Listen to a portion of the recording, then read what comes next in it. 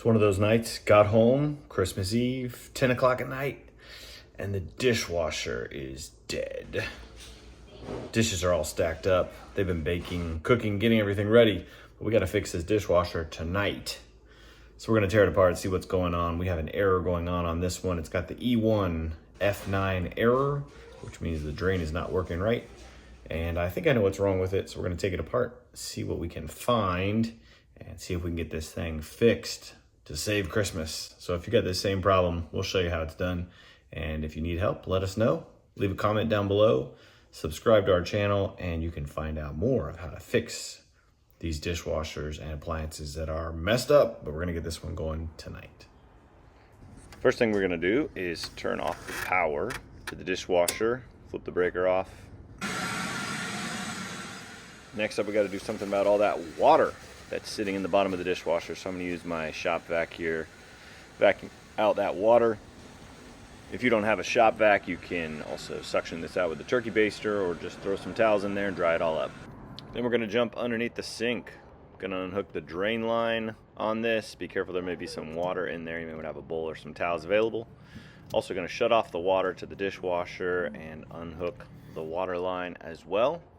The power depends on how long that cable is, whether or not you need to unhook that at this point or not, but we're gonna pull the dishwasher out of the cabinet. Then I laid the dishwasher on its face, so there's a towel underneath it and it's laying on the front of it right now. And lengthen those hoses long enough that I can get to everything I need to get to down here at the bottom. Okay, at this point the pump is the tall bucket looking thing on the left hand side, and then we got the pump motor on the left side of that in this video right here.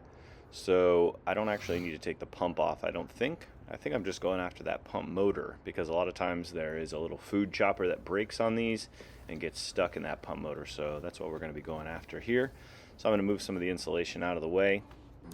So now I need to unplug the wire that you see right here with the white square end on it.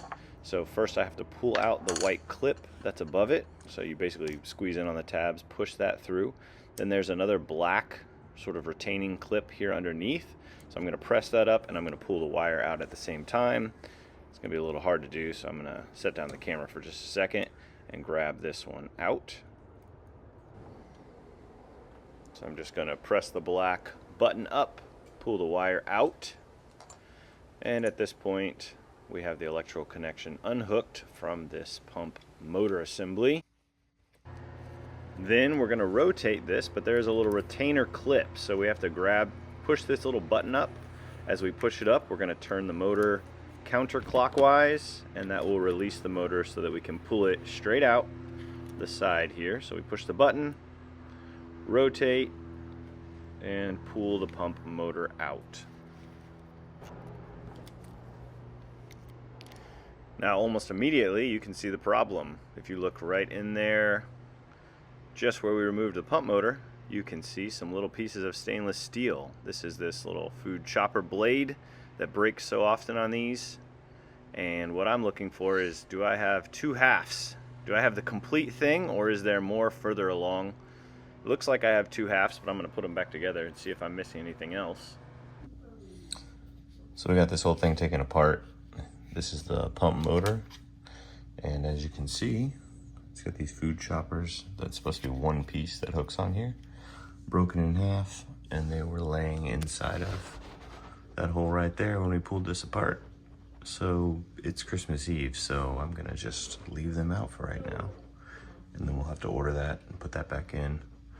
But I have both pieces and there's nothing missing, so I'm not going any further into the pump itself. I think we identified the problem, so we'll throw this motor back on there and then we'll test it and see if we can get this thing working.